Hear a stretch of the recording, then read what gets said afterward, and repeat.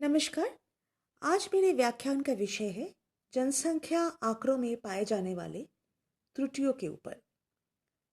कोई भी संग्रहित किया गया जनसंख्या आंकड़ों की गुणवत्ता स्वीकार्य होना चाहिए, क्योंकि दोषपूर्ण या दोषयुक्त आंकड़ों से न केवल समय और संसाधनों का अपव्यय होता है, बल्कि उससे निकला निष्कर्ष भी भ्रामक हो सकता है।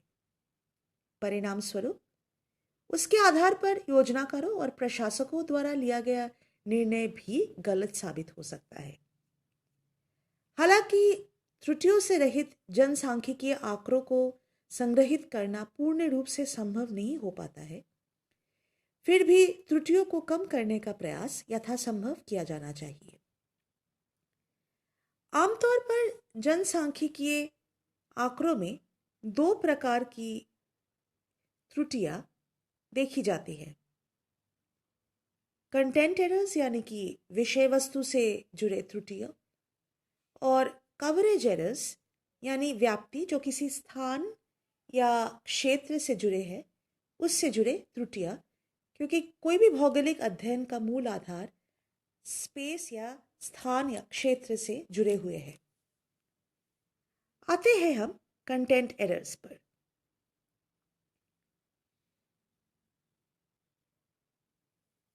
ये किसी भी जनसंख्या अध्ययन में सम्मिलित व्यक्तियों की विभिन्न विशेषताओं पर जानकारी की सत्यता से जुड़े त्रुटियां हैं।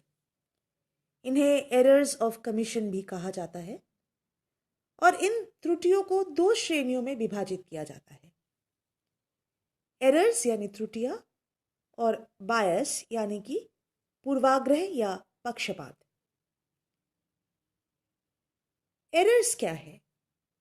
किसी भी जनसांख्यिकीय आंकड़ों में त्रुटियों की उत्पत्ति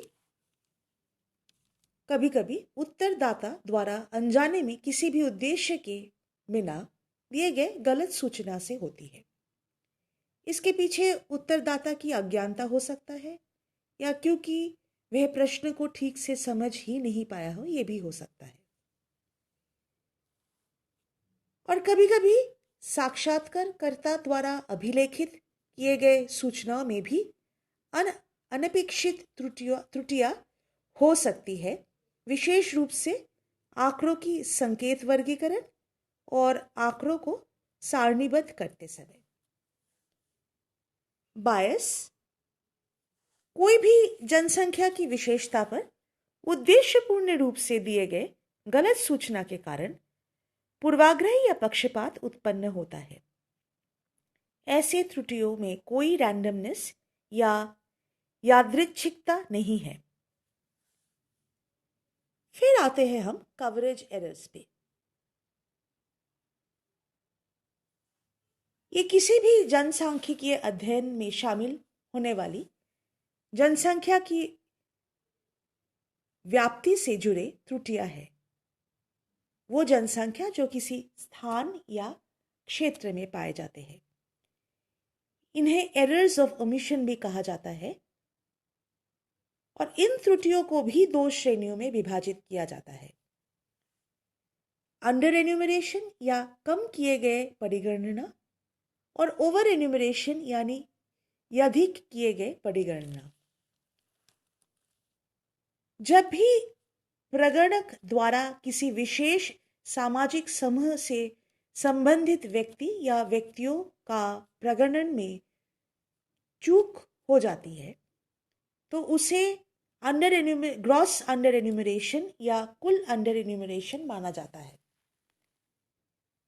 प्रगणक द्वारा किसी विशेष सामाजिक समूह से संबंधित व्यक्ति या व्यक्तियों का प्रगणन में दो बार गिने जाना या गलत रूप से शामिल किए जाने को ग्रॉस या कुल ओवर एन्यूमरेशन माना जाता है।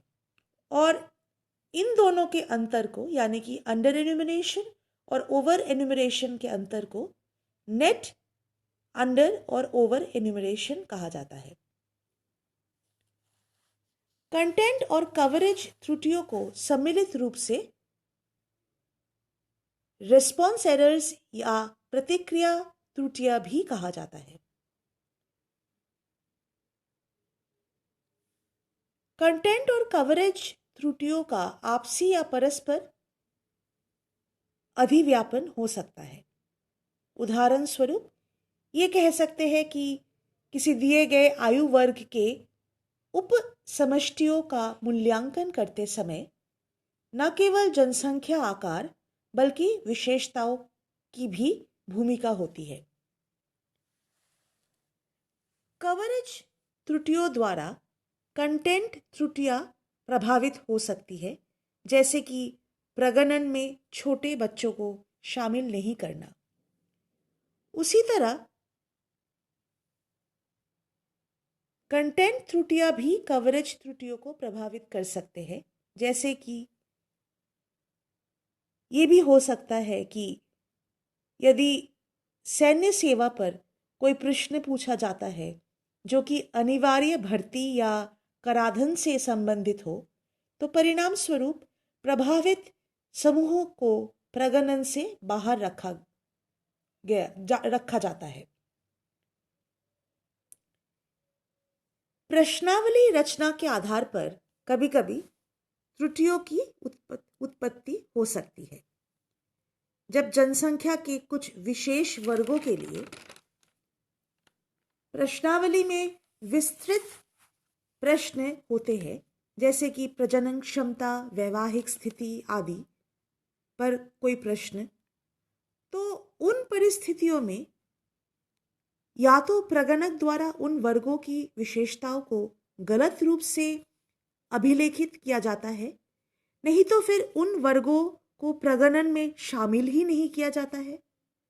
कभी कभी अतिरिक्त काम से बचने के लिए उन विशेष वर्गों को किसी अन्य सामान्य समूह में शामिल कर लिया जाता है। जनसंख्या आंकड़ों में त्रुटियों की उत्पत्ति उन आंकड़ों के संग्रह, प्रसंस्करण और विश्लेषण से भी जुड़े होते हैं। उन्हें कुछ इस प्रकार वर्गीकृत किया जा सकता है, जैसे कि प्रतिचयन त्रुटियां और गैर प्रतिचयन त्रुटियां। प्रतिचयन त्रुटियों का मुख्य स्रोत है दोषपूर्ण या गलत प्रतिचयन, प्रतिस्थापन और प्रतिचयन इकाइयों का त्रुटिपूर्ण सीमांकन। गैर प्रतिचयन त्रुटियों का मूल स्रोत है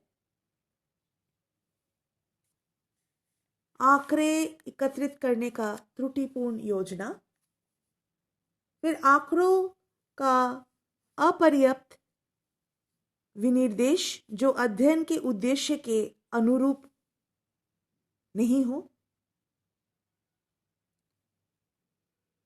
इकाइयों के स्थान और इकाइयों के वास्तविक पैमाइश के कारण, और अंत में प्रशिक्षित और यज्ञ प्रगणकों की कमी तथा अपर्याप्त पर्यवेक्षी।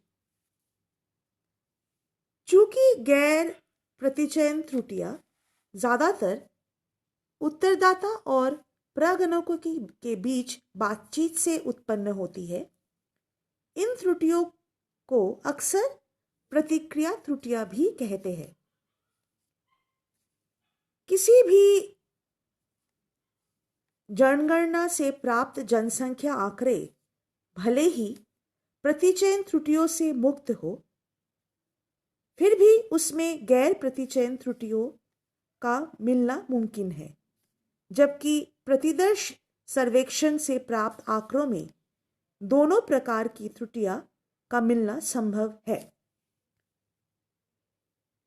अंत में जनसंख्या आंकड़ों में पाए जाने वाले त्रुटियों को मैंने यहाँ पर एक चार्ट के रूप में प्रस्तुत किया है। आप देख सकते हो कि उन त्रुटियों के वर्गीकरण हमने यहाँ पर प्रतिचयन त्रुटियां और गैर प्रतिचयन त्रुटियों के रूप में पहले किया है, और वही गैर प्रतिचयन त्रुटियां को रिस्पॉन्स एरर्स यानी प्रतिक्रिया त्रुटियां भी माना जाता है, और फिर इन प्रतिक्रिया त्रुटियों को हम दो वर्गों में विभाजित किया है, जैसे कि कंटेंट एरर्स और कवरेज एरर्स, मैंने पहले ही कहा है। फिर कंटेंट एरर्स भी दो प्रकार के होते हैं, एरर्स और बायस, और कवरेज एरर्स यानी कि वो भी दो प्रकार के होते हैं, जैसे अंडर एन्यूमरेशन और ओवर एन्यूमरेशन। धन्यवाद।